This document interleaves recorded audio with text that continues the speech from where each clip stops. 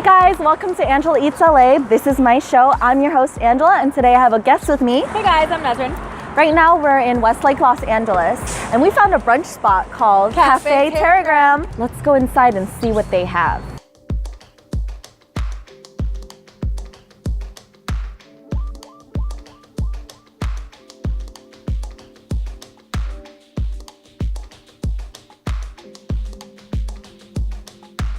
She got the blackberry lavender spritzer, and I got the lovely mimosa.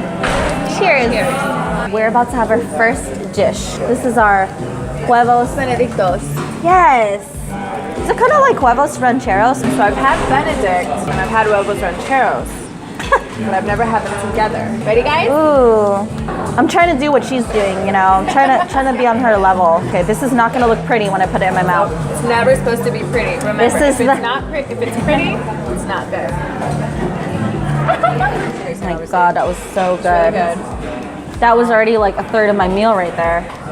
Pairs well with the beans and the tortilla. There's an explosion of flavors in there. There's just a mixture of good things in there, It's right? like a big taco salad in your It mouth. does taste like a taco salad. Yeah.